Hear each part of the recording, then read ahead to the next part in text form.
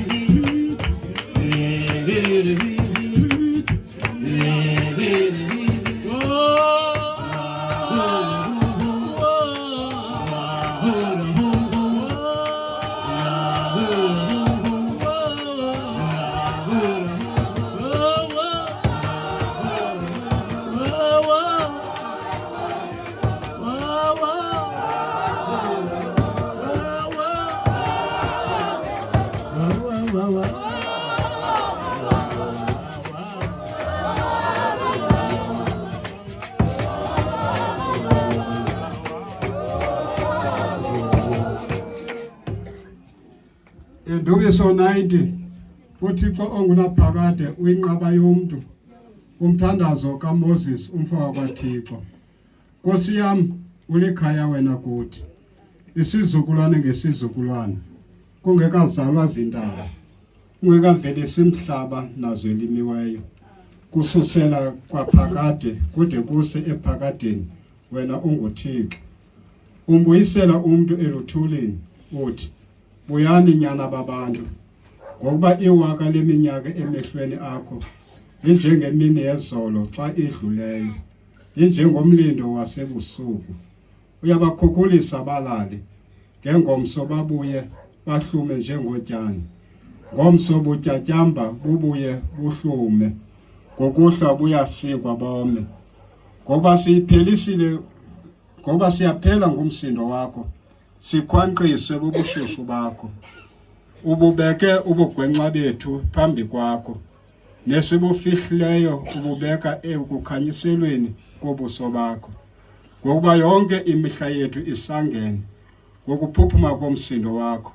Siphelisile iminyaka yethu njengentsebezo imihla yeminyaka yethu isemashumini asixhenxe ukuba ke ithe yaba mininzi kakhulu iba iminyaka emashumi asibhozo libeke iqhaya layo likukwaphuka nokungabi into yanto ngokuba ithe phe yakhawuleza saphaphazela semka. Ngubani na owaziyo amandla omsindo wakho nokuphuphuma kwawo ngoko ufanele ukoyikwa ngako. Sazise kanye ukuyibala imihla yethu ukuze sizuze inhliziyo elumkileyo. Abakwazi ukuphakama baphakame ulikhona malifa asondele sofunda imbali yokuba. Amen. Amen. Amen. Amen.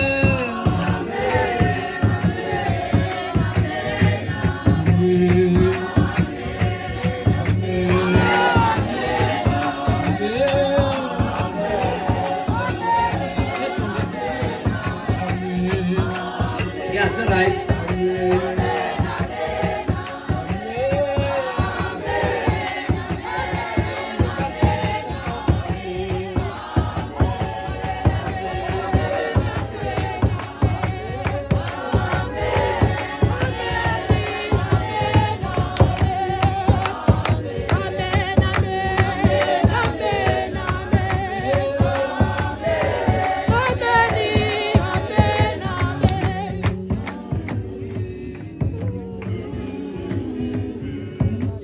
Beka into amagxeba.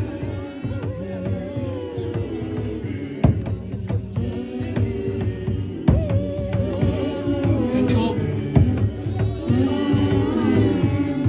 Angathwale. Into endingayifuni sesusu.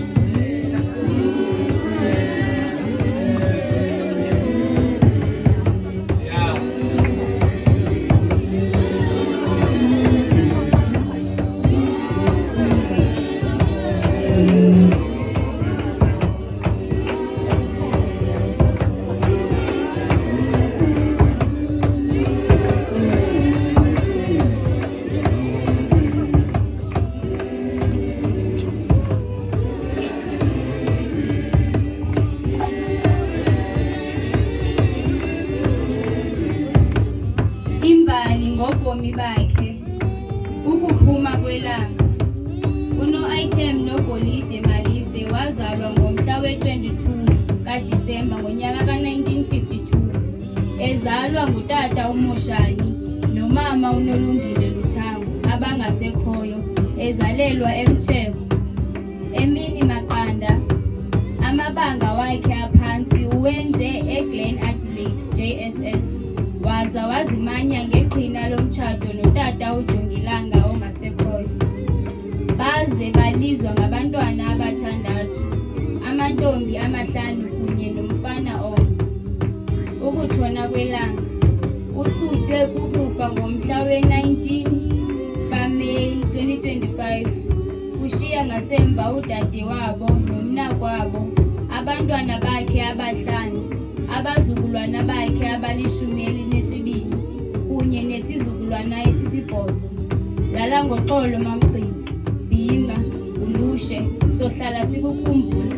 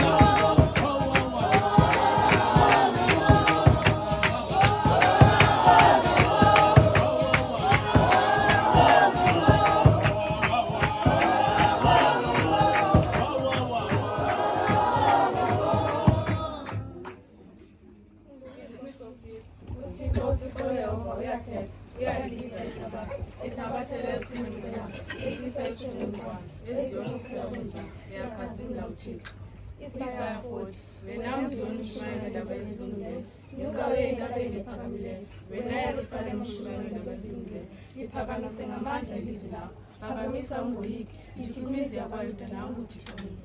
Mateyu 28. Hambani ngoko nenguzenza abafundisi zonke inhlanga, libabhaptize egameni uYesu lonyana noMoya Oyingcwele, libafundise ukuba bazigcine zonke izinto zoMthetho ngazo. Ngiyabona mna ndinani yonke imihla.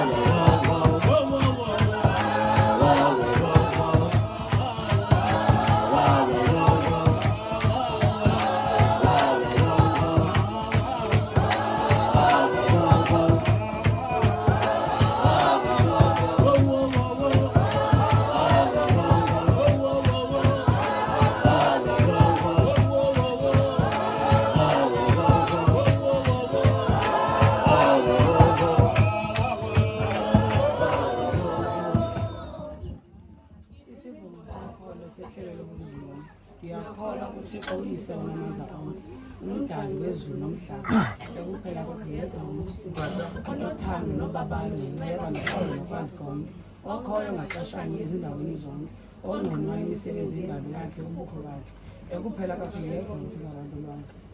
Nangu uYesu Kristu umthanjiswa unyana wakhe embi, inkosi yethu, ekuphela kwakhe yedwa uMsindisi, owakhawula ngoMoya Oyingcwele, wazalwa yintombi uMariya, ekuphela kwakhe yedwa wazincamayo wafela abodwa, owayekho kwasekuqalekeni kwendalo engilizwe, esetshenziswa nguyise ekudalweni kwakhe ehlabathini, owenza umnqophiso omtsha ngegazi lakhe, ogazi lakhe lathabatha inkomo nebhawu, ekudaleni uxolo phakathi komntu noThixo, weva ubunzima phantsi kwekoti yaseLathi, wafa wangcwaba, atyhilwa ingcwaba lakhe. Uthe ngomhla wesithathu wabuya wavuka ekufeni, wazibonakalisa ehlabathini iintsuku ezimashumi. Wenyuka waya ezulwini emini kukhangela, apho ahleli khona ngasekunene kuKayise, kodwa avele khona azogqola afileyo nabafileyo, yena kuphela kwinkokheli nomprofethi wafa wavuka. ndiyakholwa ongcwele osebenza ngaphakathi kubantu abakholwayo, ohlaziya avuselela aqinise ukholo, owenza izimanga neqiniso, ophuhlisa izabalo zabantu ngezabelo zabo. Ndiyakholwa kwiziqu ezithathu zikaThixo uNguthixo yena, uThixo uyise, uThixo unyana, uThixo moya.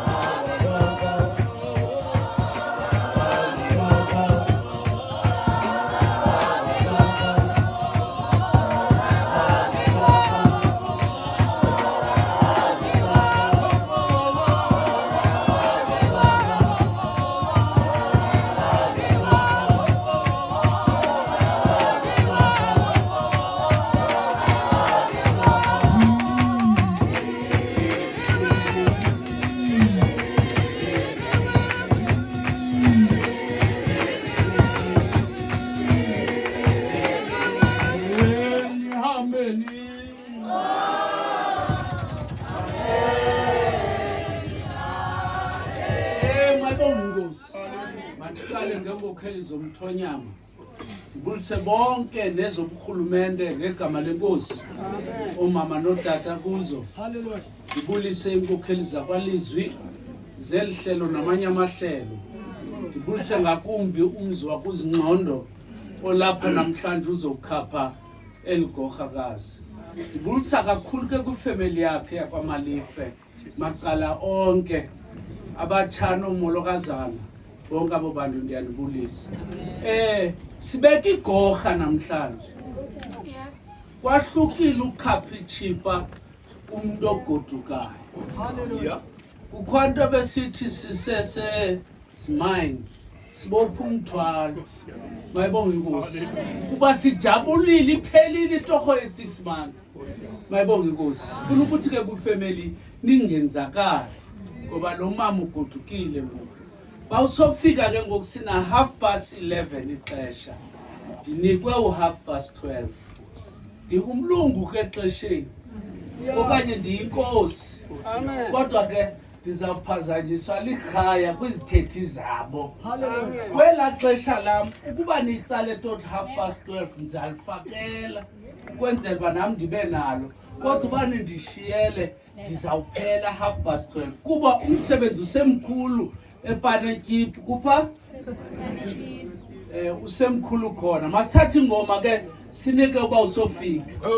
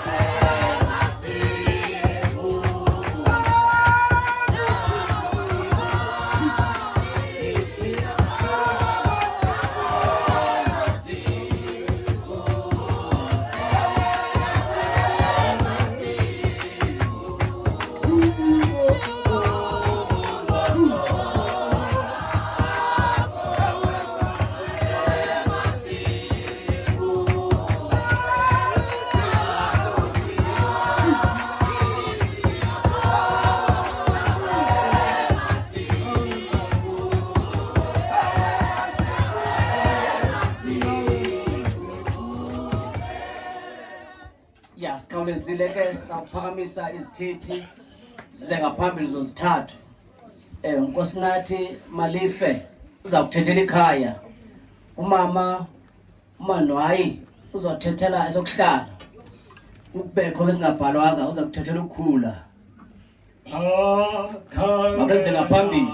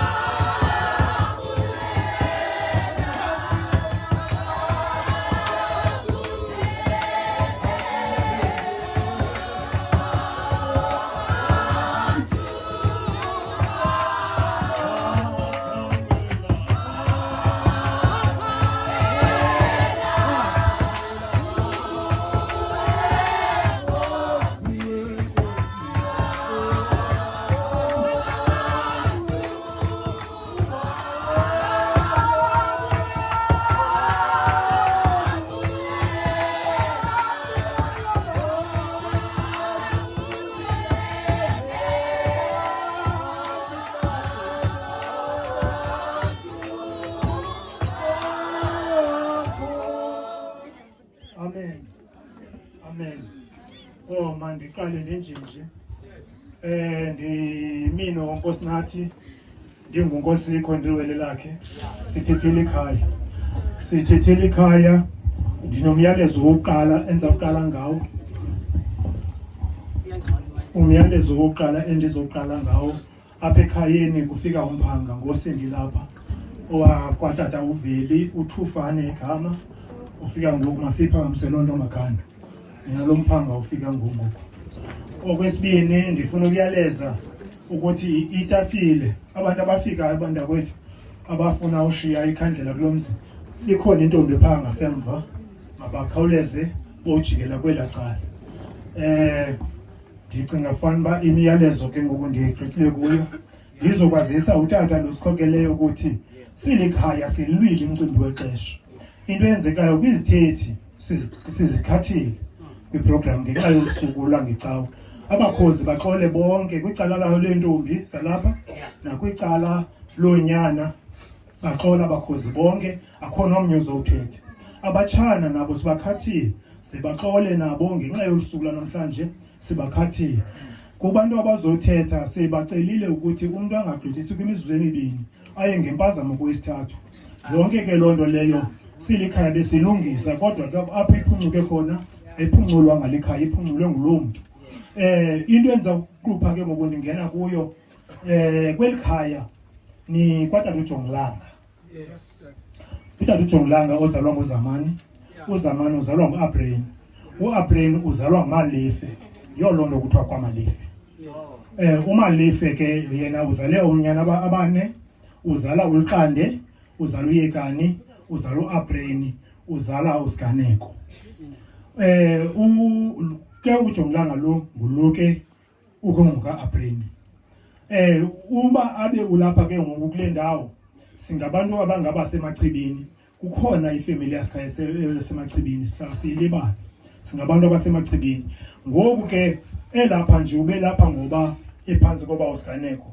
Ukhona kamakhanda afikele kuwo. Sinamaganda kaBoy, sinalamaganda aseMedikopho lobe ndiutsho akhona phakathi kwethu.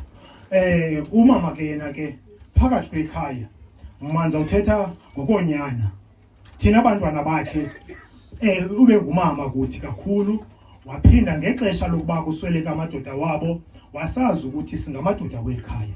Ebengengomama athi xa sijungile abona amakhwenkwe wekhaya. Ebeyawabona ukuthi singamadoda wekhaya. kodwa ke ndizodlula ke ngoku ndinikezele utata omncinci achaze bona bengabayeni bakhe baye bebaphethe kanjani. Molweni nonke ngokulinganayo. Toza kuthi uno-item apha ekhaya wafika kakuhle simbone akukho engenangxaki kuthi kude kuzofika namhlanje asinangxaki ngaye naye akanangxaki ngathi. Masilaleni ngoxolo Magana. Inkosi.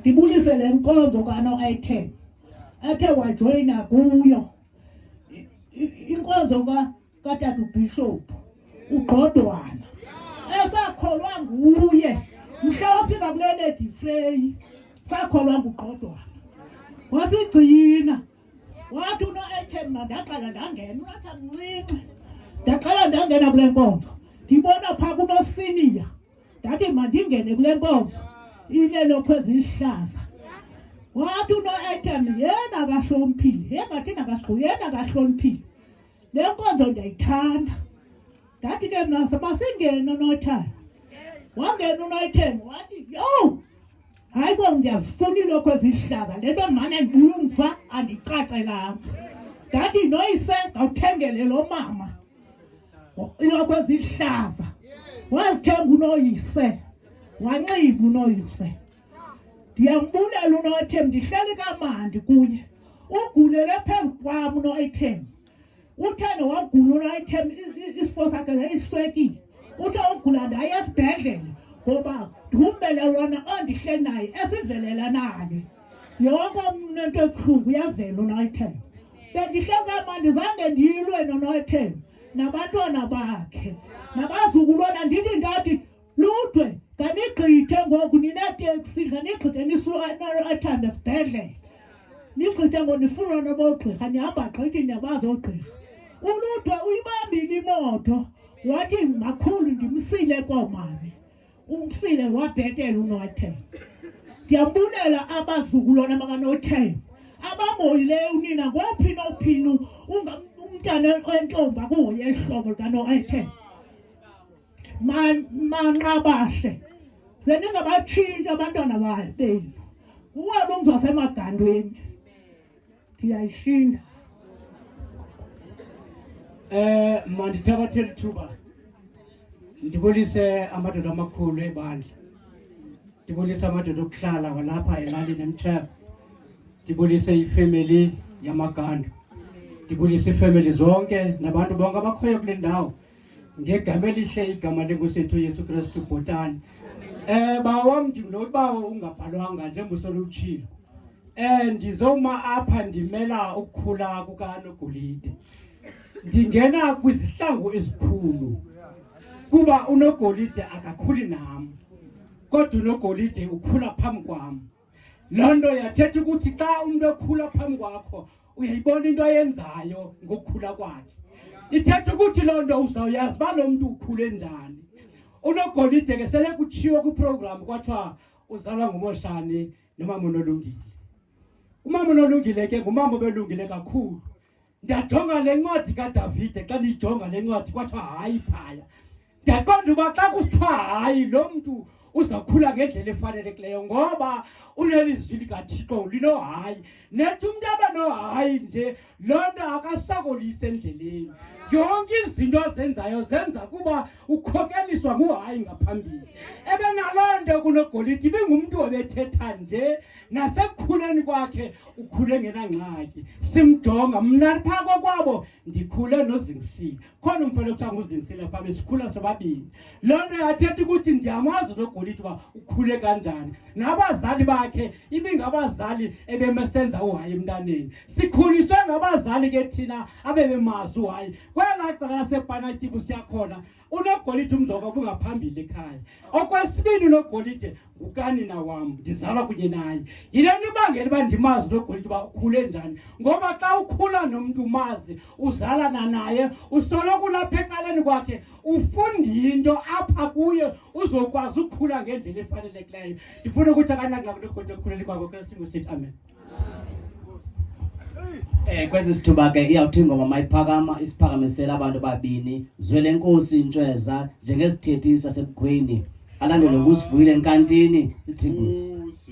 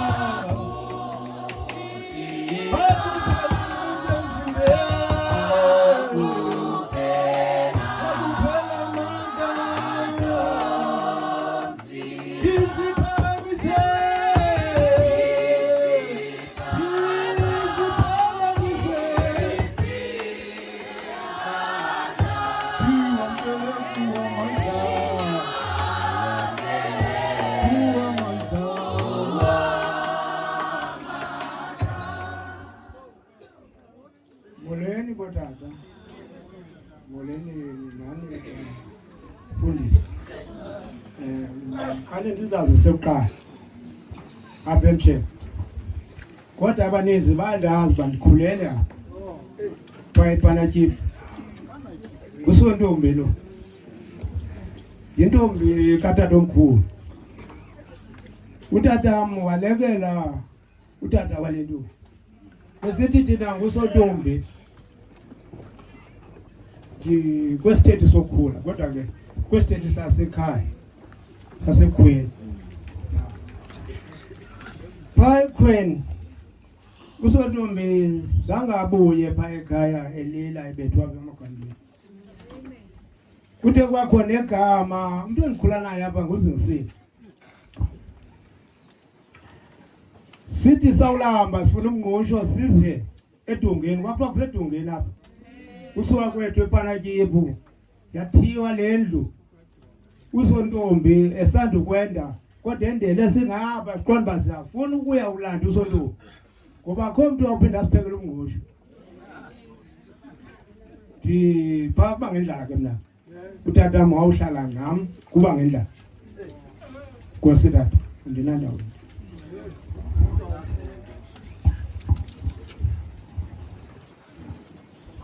Molweni.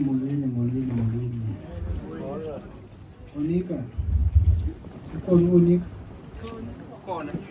Masambe makazi. Khawuthi zonke izizwe masisondele bonke abantu mabahlangane. Zonke izizwe zisondelene bonke abantu. Bonke abantu basondelene. Zonke izizwe zisondelene. Bonke abantu mabasondelene. Ewe zisondelene. Ewe zisondelene. Ewe zisondelene. Ewe zisondelene. Zonke izizwe zisondelene.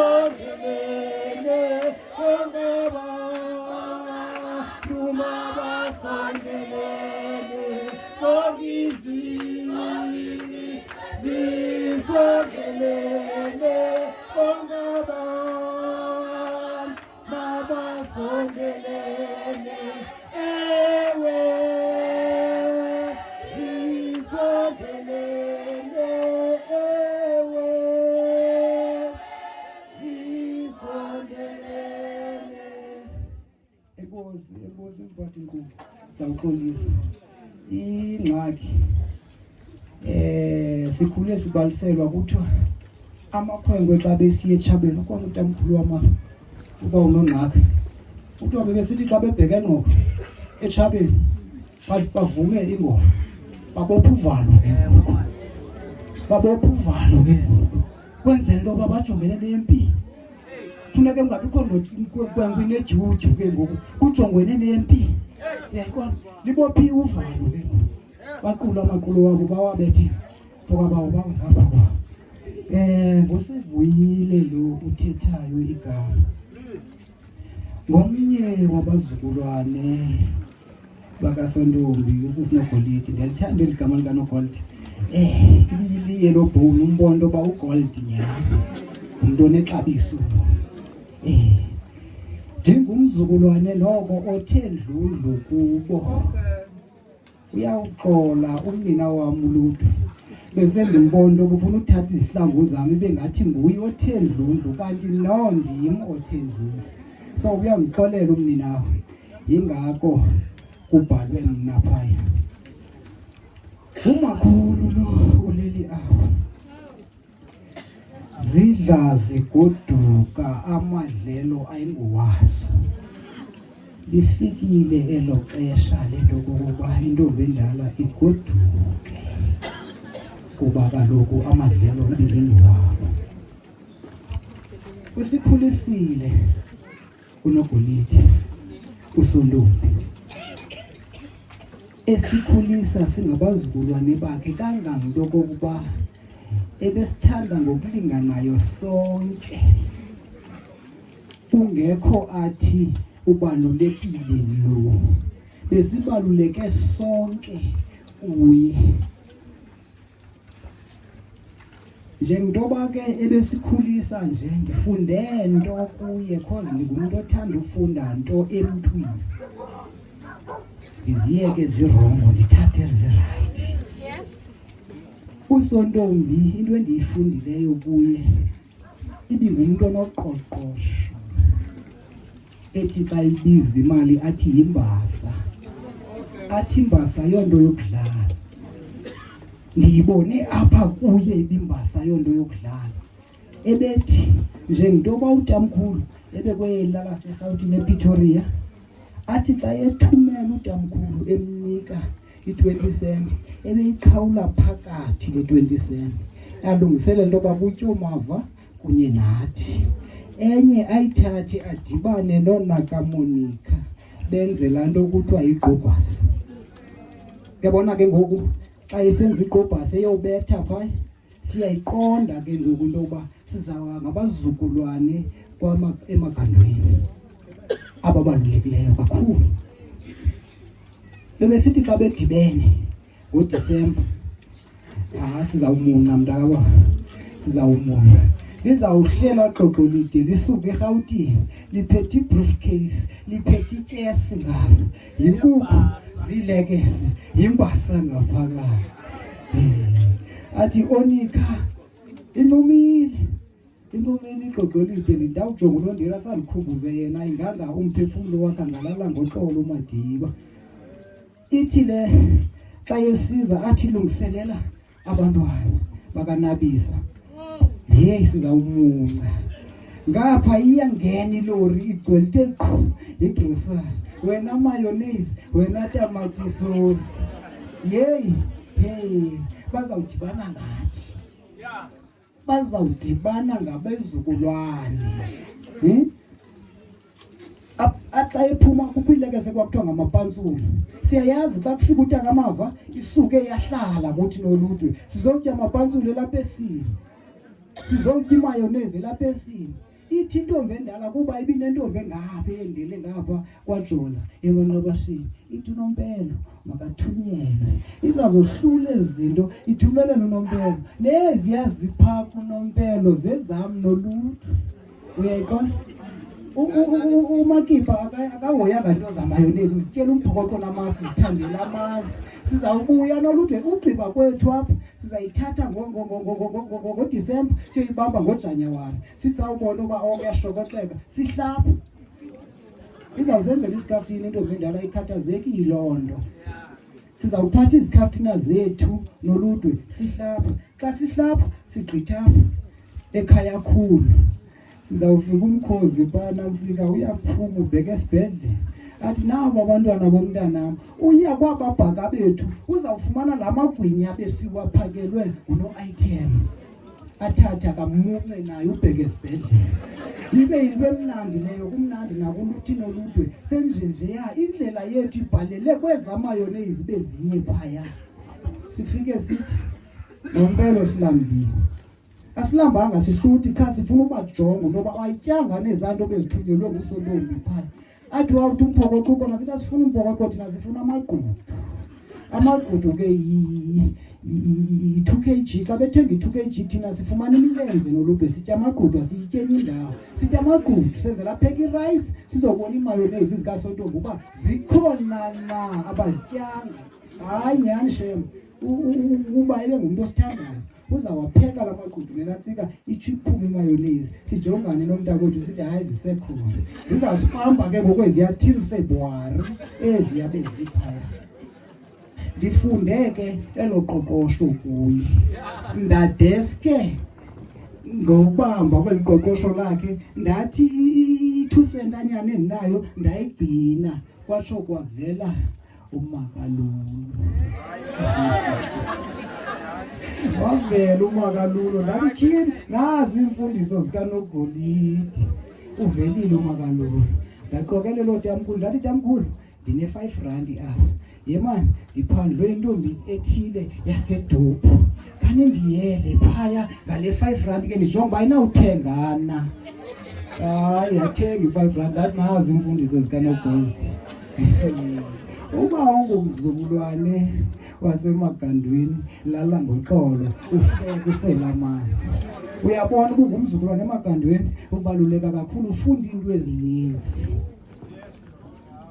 usithathile uxolo tata uxolo ingxaki ndinemincili ngomakhulu indlela sithathe wasibeka kuyo le ntombi ibithi xa isilapha inyuka le ntaba phaya esingeni kwela cala bekunegoqo uzawuthola amagoqo kwela cala bekunegoqo kunenqandane kunentolokothane ngamagoqo bephaya kweli cala ngumhlaba umayeko kwezinyanda zikaSisinogolide azigadanga ubasela thina kube shushu bezikwazi into yoba umayeko ushinqwanqwade xa usenzilwe wrong ndifunde nto kuyinto okokuba ebenobubele kodwa ukuphuma ecaleni umayeko ukhona uza kunqwanqwada kufaka endlini umntakwethu uLungulude ibingumntu apha ondwebileyo elitshabanqa lo mfo ebesithi xa enantsika ubona into yoba tyhini litshabanqa nyhani kodwa yena ebeligityela iveliti lime ngenjinji uthi wawubona uba liveliti ngenye imini siyafika sihle lapha kuloo ronda siyancokola uLudwe ke ngumuntu othanda ukukhawuleza unantsika athi kunexhego lasemakhumeni ekuthiwa nguWadelela ebelisithanda kakhulu lithi abazukulwane bakangqokola ngoku uLudwe uthi siyancokola sihlele emlilweni kuyancokola asuka athi uLudwe uWadelela ikweko ndithi ukumbona zangaligqibe yatsala umayeko laa ntombazana yambetha rhuti zangaphindi nangoku bayayazi abantu akuzo njengoba bengabantu abanatsayo bekuthanda ibhelu nomsele hayi ayondawo yonantsikela leyo kuthiwa yeshushu ufika lala atsele ibhedi alale cause wazi uhayi wakhe ebengenamdelela wazi uhayi wakhe angabadelela omakazi oodabs kodwa bengasoza apha bebefika bayazi into yoba umntu bayeshushu ulala ebhedini. Yiyo leya ibhedi into esasikhule sihlala kuyo nothi umntu agezele omnye umntu. So ibiliqhawe eli ndimfunde phaa kuyo uba uhayi uyasebenza and beligoba liselitsha cause xa lilidala liza kuphuka. Ebesigoba lisebatsha kangangoko ndithi ndifunde likhulu masimkhululeni ahambe masimndululeni. Umsebenzi ufezile, hamba kakuhle ntombi kagcina, khululeka, siyakukhulula ubukunye nathi sikhulisile sibonile, hamba kakuhle uze usibulisele nalapho uyakhona, uzufika utsho kotatomkhulu uba ootishala bakhona. Ayisithi kutisha kodwa tishala utamkhulu, ootishala bakhona, uze umxelele unompelo mani la plati yakhe sirenoveyithile seyinanzi kakavela yojonga phaa. Enkosi. Isithuba ke sikhawulezile sawuphakamisa inkomkhulu lize ngaphambili.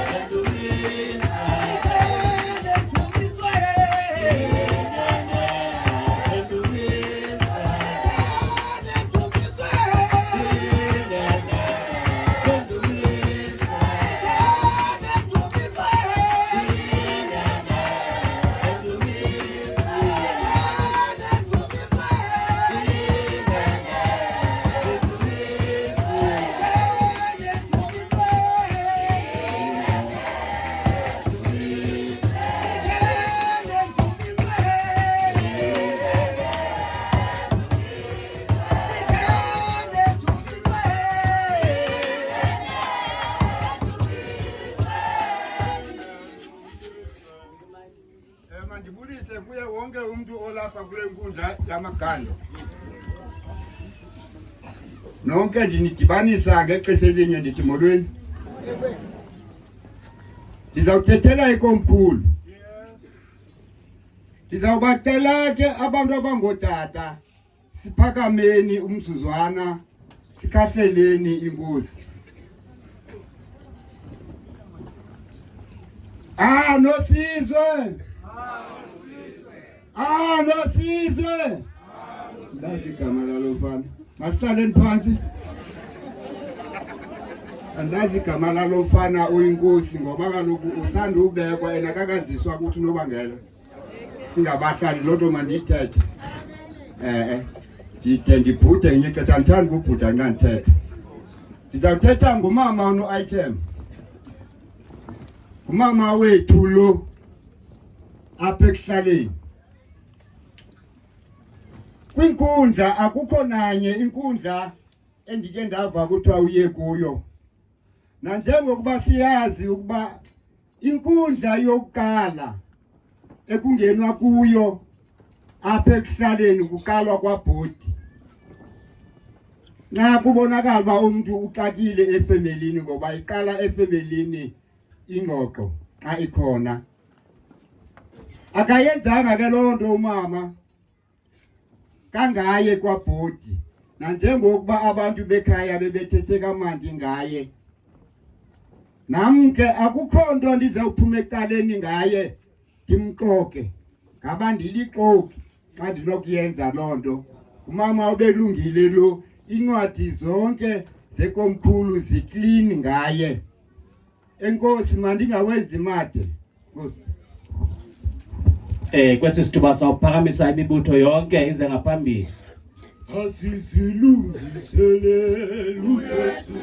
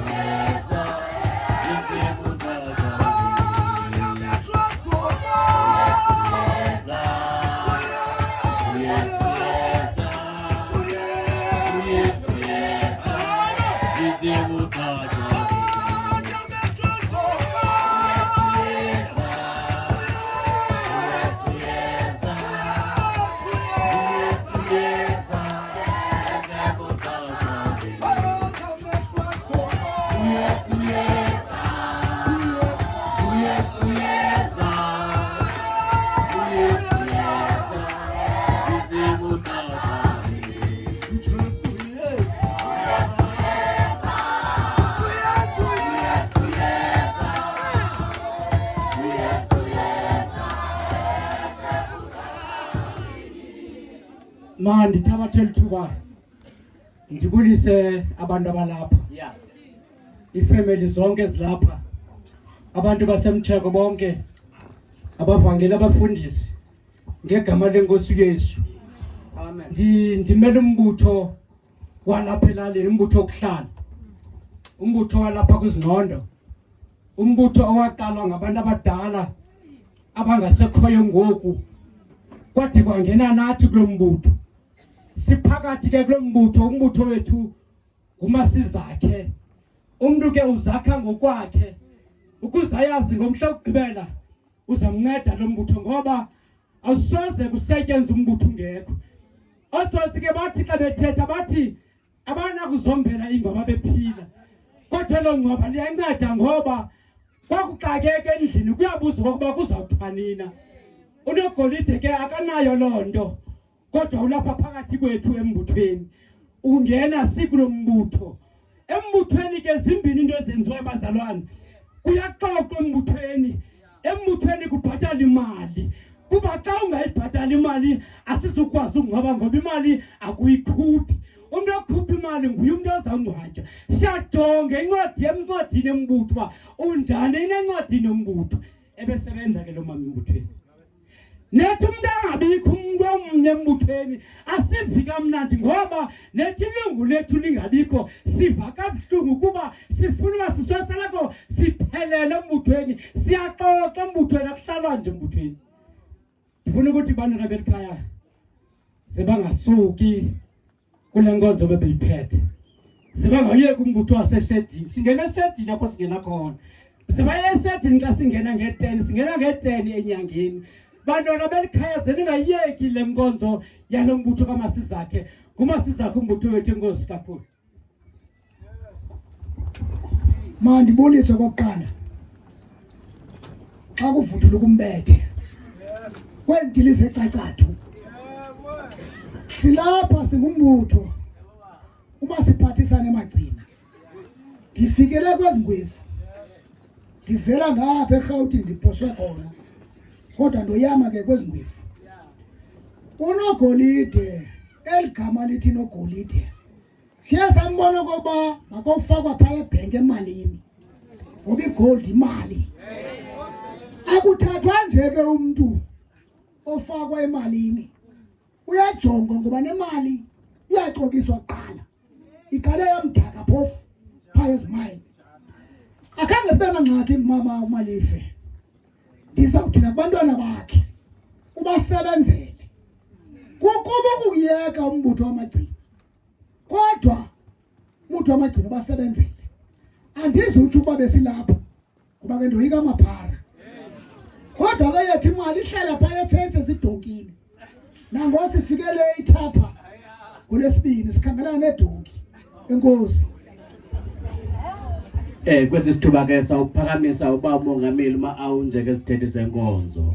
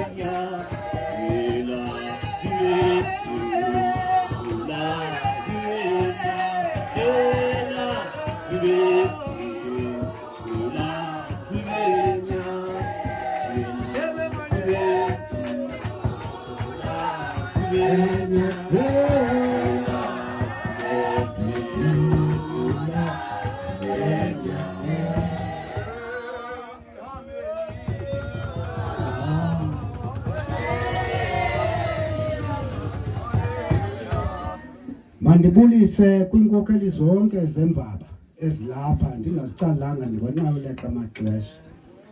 Ndibulisa inkokeli zenkonzo zonke ezilapha, ndibulisa inkokeli ezikomkhulu zonke ndingazicalanga. Ndibulisa yonke ke imibutho enenkokheli zayo elapha. Ndizawuthetha ngento encinci kodwa ke inzulu. Xa kuthethwa ngomntu kungqinwa ngaye enkonzweni, kungqinwa ngomntu ebenemisebenzi emihle. Kodwa ke siyangqina nokunemisebenzi emibi. Kuba nxa singqina sithi umbi, akubi mnandi kwabantu baphilayo noba bebekubona ubumbi. Ndizawuthetha ngalo mama, kunzulu uthetha ngalo mama kum. Kuba ndikhulele apha, bafika bokha lo mzi ndilapha, ndingummelwane nalikhaya lamapha. Impahla zakuthi nempahla zalapha bezihlala apha, sizolusa zonke.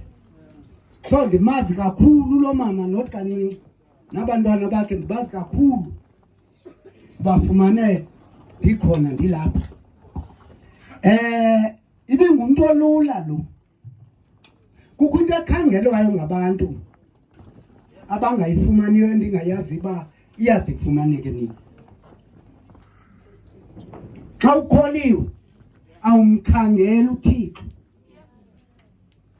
Xa ukholwa awumkhangeli uThixo. Nguwe ovuma uThixo uba makeze kuwasebenze. AyingoThixo ozawuza kuwe. Nguwe ozama uThixo uba makangene kuwe ukwazi uba ne-change kuThixo. Le change ke ndithetha ngayo, ndithetha ngo-change eqala emva ekhaya.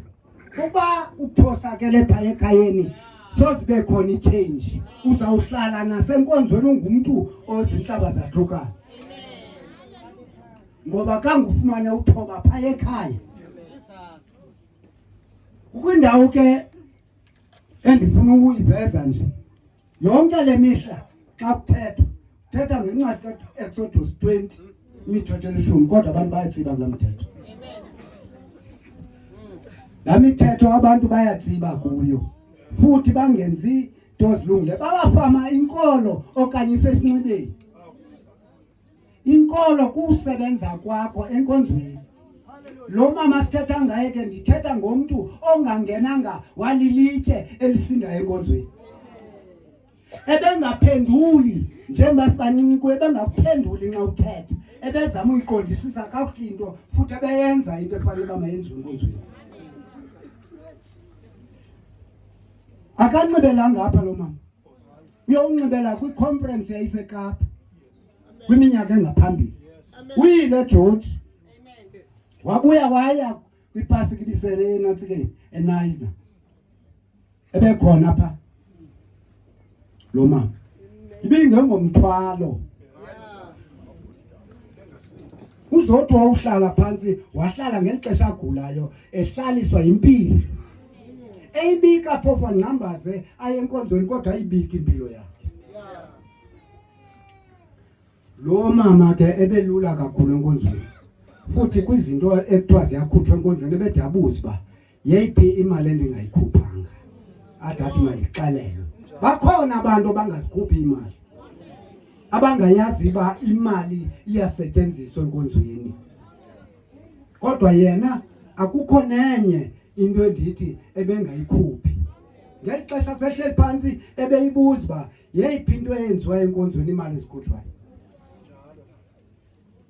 Xa ukholo ayikho khorosa. Uba uthe wakholwa funeka ube ne-change yonguquko. Ungakholwa kanti awuguqukanga. Ngoba into bethu abantu bayakholwa abaguqukanga. Yazigqiba ke inkonzo nxa unjalo.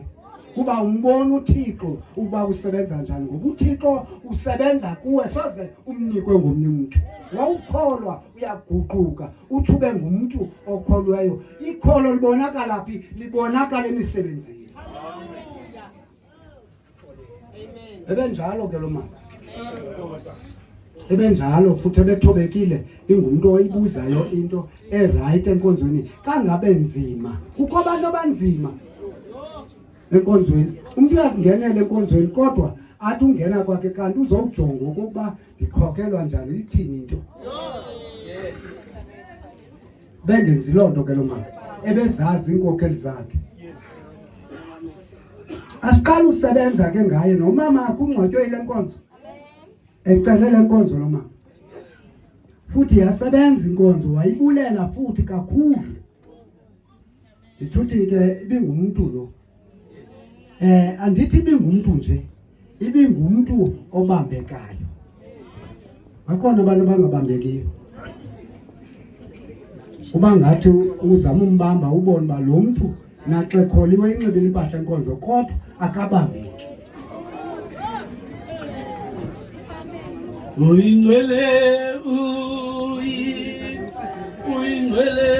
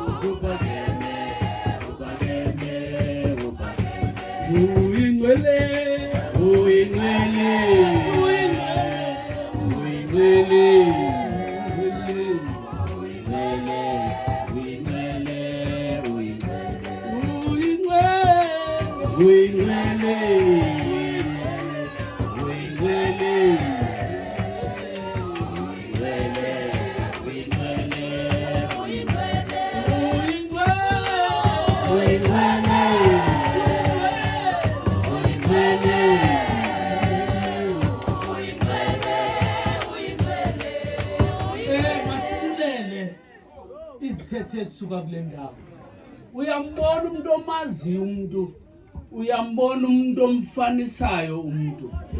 Ngoku kodwa ngoku masiwele kule nkonzo kaMama Life sive uba uThixo uthini ngale mini yakhe. Mayibonge inkosi. Masifumane ilizwi lethu kwincwadi yezenzo zabapostoli, funda bawo. Ke kaloku uPetros wawuvula umlomo wakhe wathi, ndiyaqiqa okwenyaniso ukuba uThixo akayikomkhethi wabuso bamntu. Ukholwayo indodana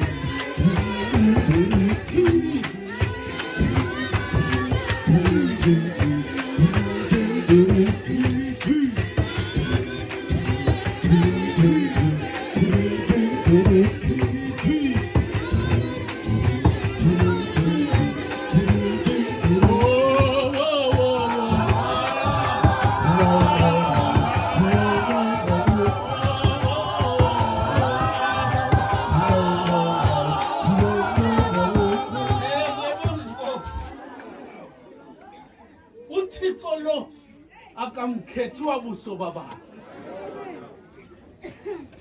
Sinengxaki thina kwimpilo zethu. Ngoku ndinamehlo ayakwazi ungaboni. Ndongeza weglass ndingaboni still. Ndifake i-double lens ndingaboni. Indlela uThixo abona ngayo yohlukile kwindlela umuntu abona ngayo. Mabongo. Amen. Ngoba thina sinendlela abantu esibabona ngayo. Noba ufuna unkosikazi kukho amantombazana othi zizicathe. Amanye uthi ngamabhitye umilili. Mabongo. Ngoba siyakhatha sohlula umuntu otyebile kumuntu ongatyebanga. Kodwa namhlanje uThixo ubonakala kwindoda engenguye umJuda. Ikwekwe. Amen. Yabonga inkosi. Kuba uThixo wethu akamkhethi wabuso baba.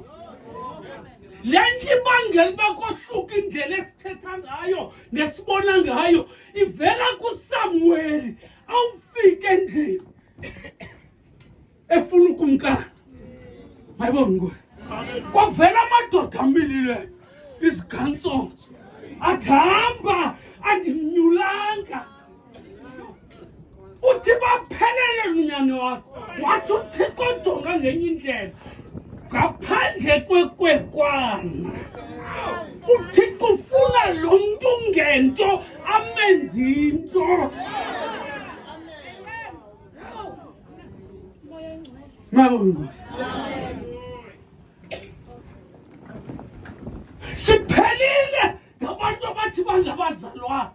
Kuba umuntu anxiba isuti. Kanti sisikole sibomvu. Kuba thina sijonga ngalamehlo awuboni lo muntu ugobhoze kuye.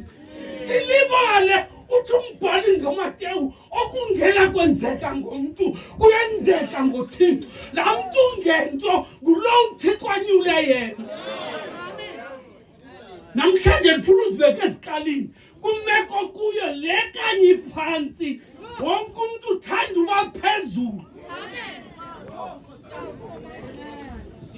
Andithunywanga kubo phezulu ndifuna mna wena umuntu ngento wazi namhlanje uThixo akakhethi ubuso bamntu. Inye criteria kaThixo ichaza ncwadi kaPetros ithi zithobeni, humble yourself under the hand of the Lord. Xa nizithobile nizawuphakanyiswa ngexesha elililo. Yekuzigwagwisa into kananzi. Ndiyaziwa pha bendinguNomsa ndikleva nasesikolweni. uThixo ufuna kanye wena Dumi athi ngena ngaphakathi. Amen. Kube bethilo wathi andizanga kubiza amalungisi ndizokubiza bonke. Wena mntu ndilungalunganga sondela namhlanje kufunwa wena. Amen. Ukho abantu esibabona ngathi ngamavili. Amen. Kubekho abakhuthele. Amen. Kuchana umlungu emani ngenye imini. Amadoda abonila ihla indoda xa umama ephethe.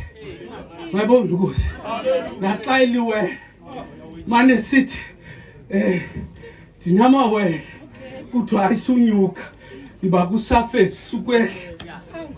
Enye ithi umama umuntu ekhaya kuthiwa hayi sukuhla yakusafesi.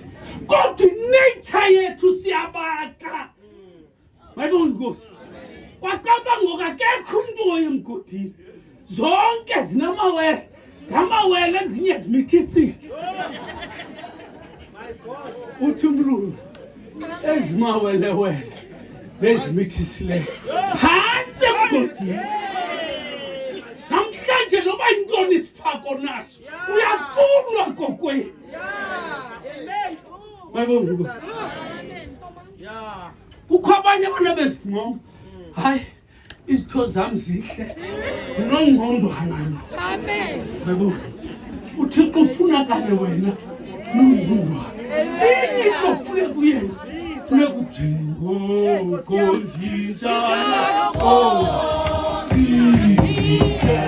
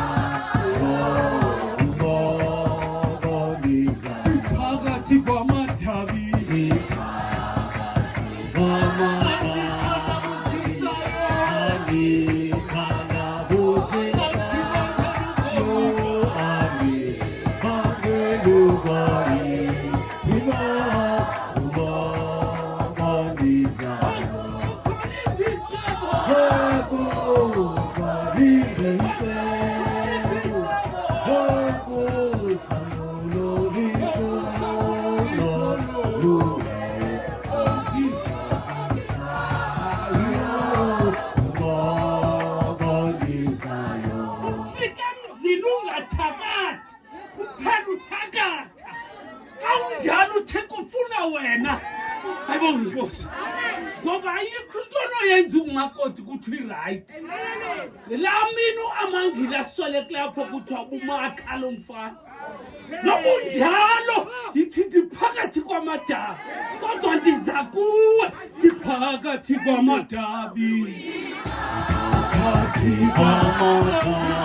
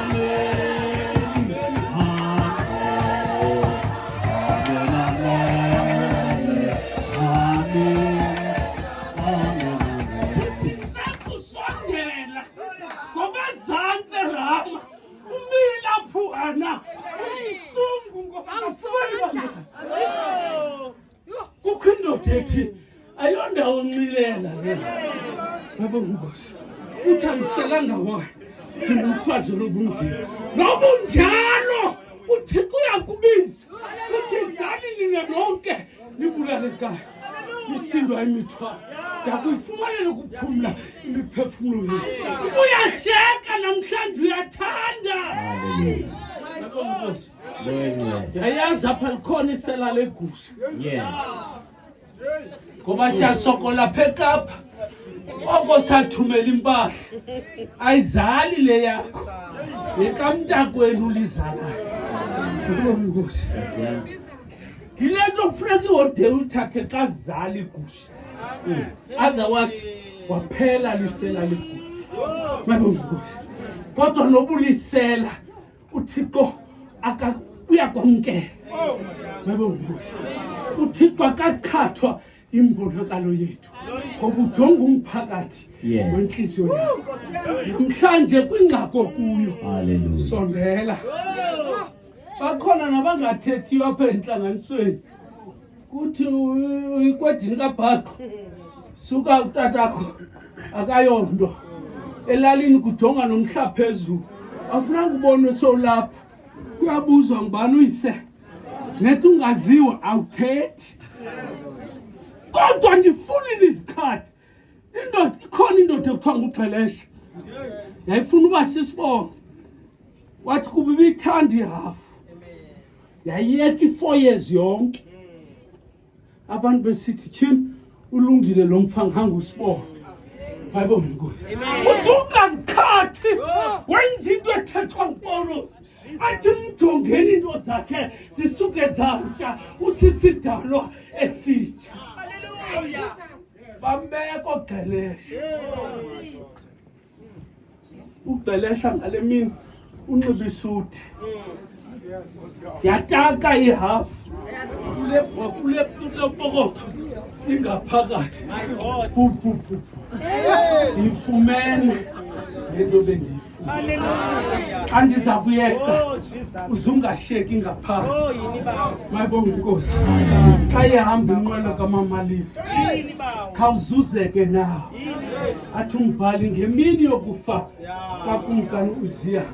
Ngayibona Inkosi uyazi thina siyacabela siyazithanda into ezimbi khawukopa into entle eyenziwe ngulo mama khangagqakamela inyanga amane encoma yo zintle inkonzo kodwa lo muntu akanayo nenye ayikhethayo kwezi nkonzo zininzi yeyombhovuzo yodwa esingayifuniyo. Hallelujah. Wonke enye bongena ngoba uThixo ufana napha eshop ungena e-fitting room ukhethe oyithandayo. Bayibona Nkosi wawubuyikhethile uyibhatala uhambe kodwa uzuza into xa uncoma qha Ngayibonga inkosi. Landela namhlanje. Ngoba uthi uPetros uThixo akamkhethi wabuso. Bam. Ukhona aba basikhatha gqithi bamhlophe. Hayi, liligwanda. Ngayibonga inkosi. Awendi ngoku ligwanda. Ngoba into endisayo ukukhuthala nokwazi uthetha. Amen. Uyagabanga uzawuphelela apha kokwenu. Yakhathwa ke xa ubona ingathi una-31 akendi athi hamba ndijonge noba iRoma aso ndingamfumani umzalwane bade omgqithi ngabazalwane ubona nje lo dade omane sithi noko ndiliya kaya noko ndiliya kaya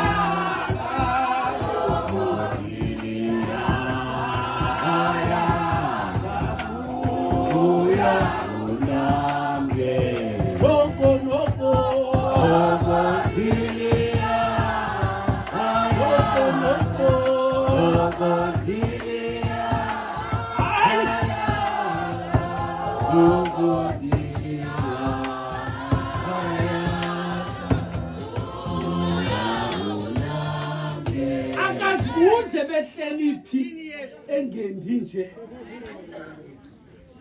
ndibonile mama ngalambasa okokuba mandithathe lo mfazi akugqithi nenyanga sivele isila senkukhu ngayibonga inkosi athapha ndizanga uthintsha zinto lebevuka ngo3 makavuke ngizawulala inkosi mayisikelele ushukela kwezilalo ngoku nangona phakathi amen amen amen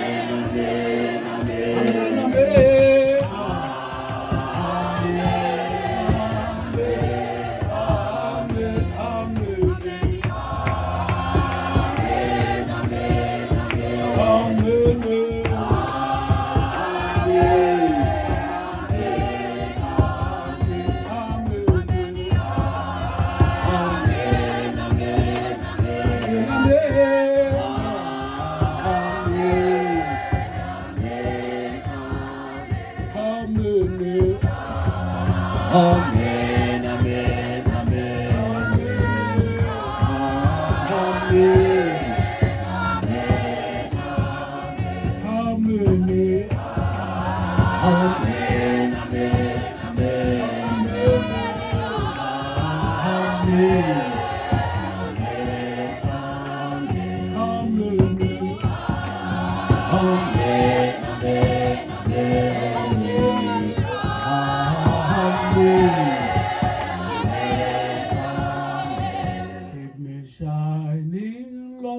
Keep me shining, Lord, in all I say and do, that the world may see Christ lives in me and learn to love Him too.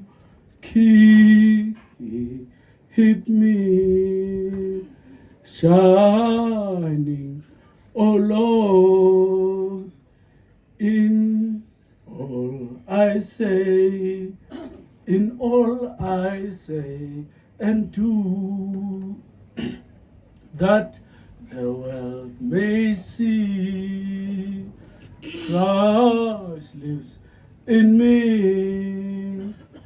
Amen. Amen. Amen. Amen.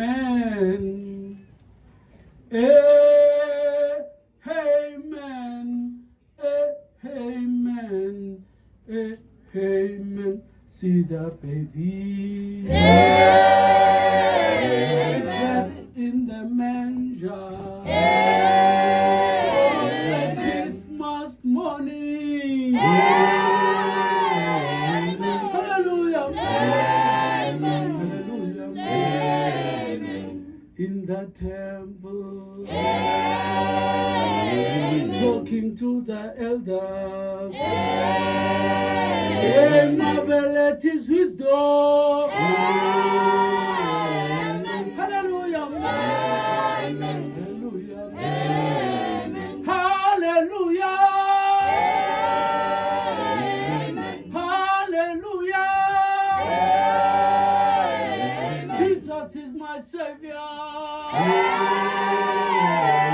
Hallelujah. Hallelujah. My Jesus is coming. Oh yes, I know my Jesus. Jesus is coming, oh yes, I know. My Jesus is coming. Oh yes, I know my Jesus. Jesus is coming, oh yes, I know. My Jesus is coming. Oh yes, I know Jesus. Jesus is coming, oh yes, I know. Oh yes, I know. Oh yes, I know, oh yes, I know. Oh yes, I know. Oh yes, I know, oh yes, I know. Oh yes, I know, oh yes, I know. Oh yes, I know, oh yes, I know. Oh yes, I know, oh yes, I know. Oh yes, I know, oh yes, I know. Oh yes, I know, oh yes, I know. Oh yes, I know, oh yes, I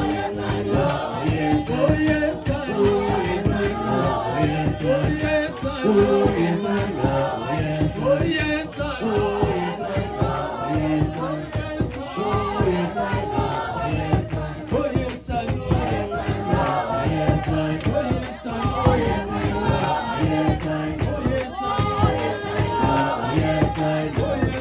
Oh yes, I know, oh yes, I know. Oh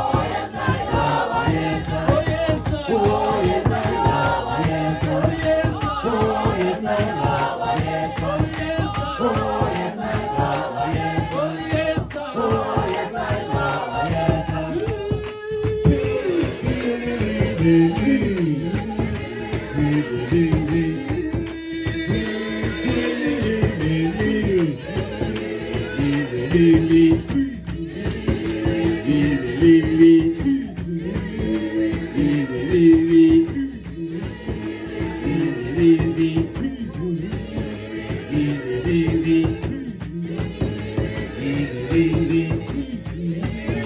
yes, I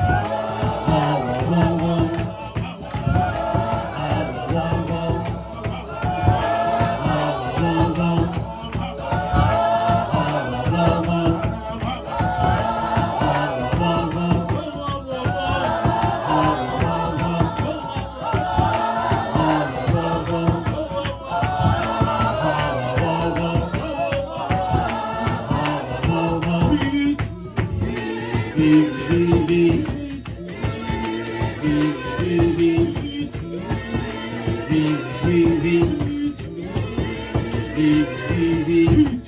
yes, I know.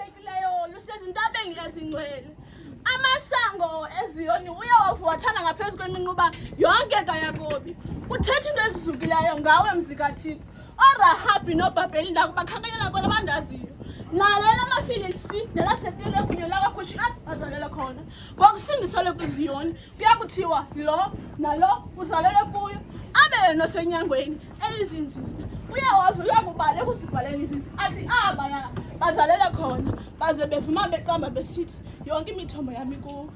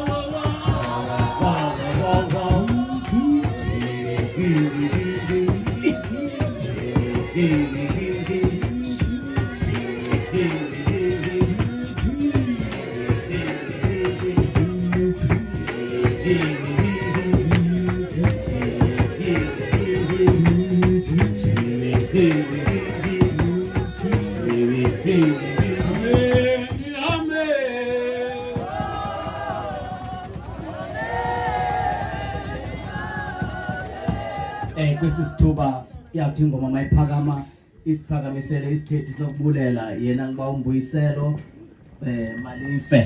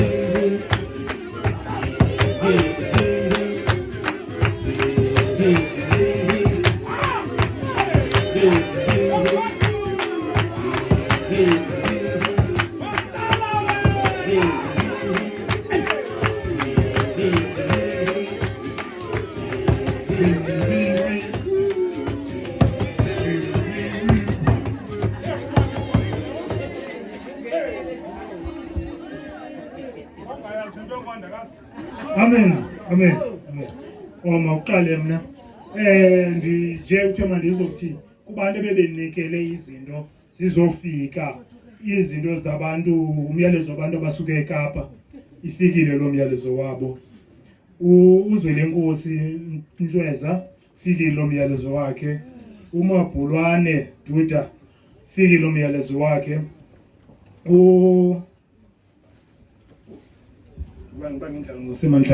amandlane bafikile noPenqa ufikile noNdlembu waseXhoga ufikile noBangindlala nobantu bakubangindlala eManqabasheni bafikile noGibha ufikile noFunisi Wezothe ufikile nonko nayibani ke Tofile naye uzofika umyalezo wakhe ya kwaba abantu baseXhoga nalanto bebeyiphathisile ke nalanto yokuyoxhela ifikile noDuda ifikile lanto yokuxhela benikezela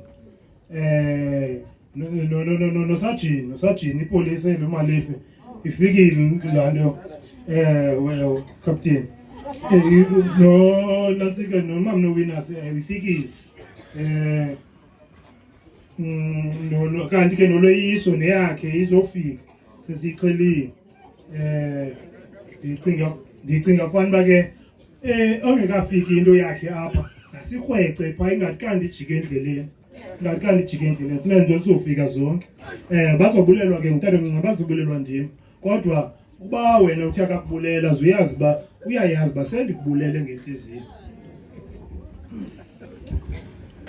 mandibulise nonke izishwele ezilapha ekhaya ngegama lomfeli wethu uYesu ndibulise inkokheli zemvaba ngemvaba ngiyazicalulanga ndithi Bhotakala nomzwase walapha kuZingcondo olapha kweli khaya ndithunywa ngamagando njengoba senivileke kuthiwa nguMbuyiselo Malife amangandaziyo ke ndizalwa nguNkomponi uSipara ndipha kulaa mhlaba seyiwu phaya eDongwe ingaba ke ipha emachibini bapha babisuka khona abazali wazekwe ngokutata wazekwa wakwela cala lakulo nkosikazi ndifuna ukuthi ke ndacholwa ke ngelilizwi elikaYesu wanifaka kule nkonzo yaseZiyoni andizi ukuthi intaba yaseZiyoni enkonzo yaseZiyoni bantwana bakaThixo ndifuna ukuthi ke ndithunywe ke ngamagando bandizokwenza umbulelo kubantu abeze ukuzimasa kweli khaya ndizawuqaganisa ndizawuqala kubantu abathe kwakuhla esisiwo apha kulomzi kaBhujongilanga wakhawuleza beza abantu bokuva isijuli sisitsho abazothuthuzela abantwana bakaJongilanga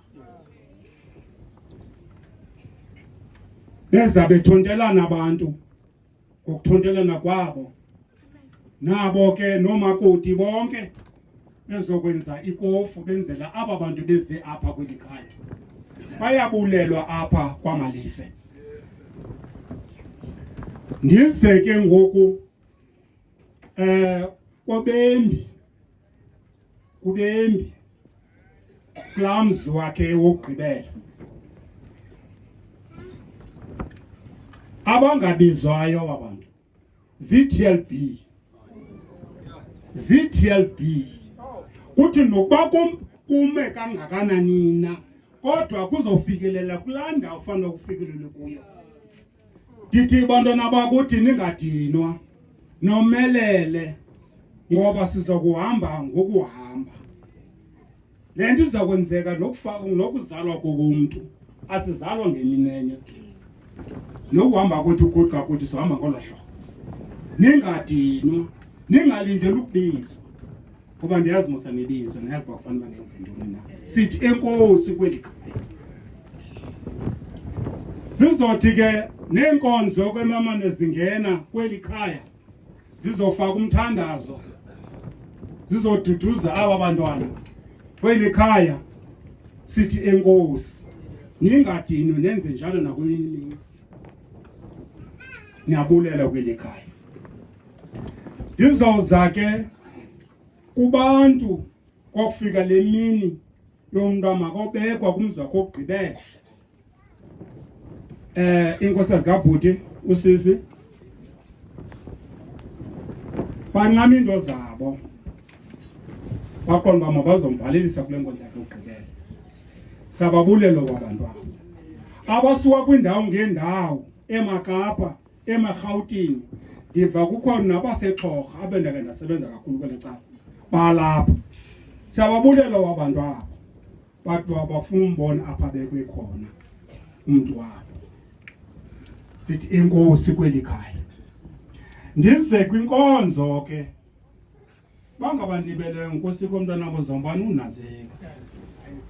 Ulapha ecaleni kwam nje ndizoza kwinkokheli kule nkonzo. Siyanibulela. Ngoba nithethe kamandi ngalo mama. Koko beninaye nyamba endleleni. Kangesivento. Yaqonda manje kule nkonzo yakho ogqibela mani ibe khona niyomvalelisa. Sithi enkosi izinkokheli zethu. Ningadini nokwabanye. Ndiva umntu akaGqodwa nothobe ngapha. Kwela cala laseXhorha kwabomvana.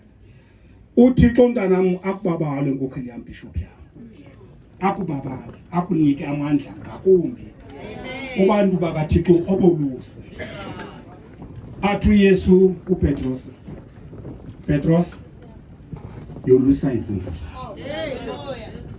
Bengumuntu solungileyo. Ndabulela manje ndibulela into enhle yenziwa le nkonzo. Ndikhumbula ngela xesha besiphaya kwamntakwethu phako.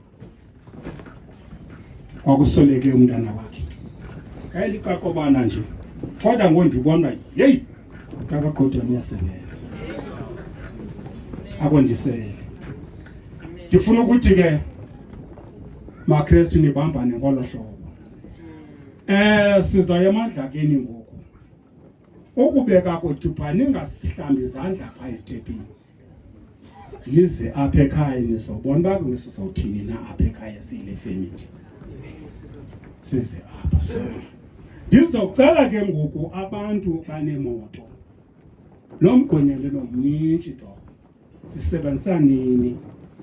Bahamba abantu okuThixo ngenyawo. Jike intransport izobathatha aba bathi chu ngenyawo bekhawulela ibinazike imoto. Ibase emadlakeni sakwenza kanjalo. Uba ngaba ngishiyelele mntanami usendikhumbuza. Inkosi. Oh ayike uDewo awushiyelanga uDewo wangena kule bekuthiwa kuzongena mina. Into eyenzekayo bendiceliwe uba unizokulela abantu kodwa mina zendiye kuBishop Street. Bekuthiwe kodwa wena ungenile kulo Bishop. Kuthiwa abawuGqodwana likhaya lakwamalife. Umsebenzi owenzele lona mkhulu kakhulu. Uhlala usenza njalo. Kwezi zindlu zikaMalife kwaleba kuthiwa yakweqanda yakwamalife. Unyana kaMalife uqanda. Uhlala usiphatha kakuhle. Siyacela ke inkokeli kuyabonakala abantwana belikhaya batshona phansi kwakho. Usisulu usisebenzisana kakuhle ngolo hlobo. Sesikuthatha njengefamily phakathi kwelikhaya. Kuthiwa inkosi kakhulu. Okugqibela. Ngicela kokubana ke wonke umuntu okwaMalife engekabi nakonzo. Nansi inkonzo. Nansi inkonzo. Uyabona into okubana ngoku sibethe igedawo. Uyabona izamba zabo indlela abasakaza ngayo. Asisakaza kwamama yanchaza. Sisakaza apha enkonzweni abukhetha khona. Uthi uzofumana impiliso. Enkosi. Masicele ekhaya amaganda sondele simthathe sibheke enqwelweni.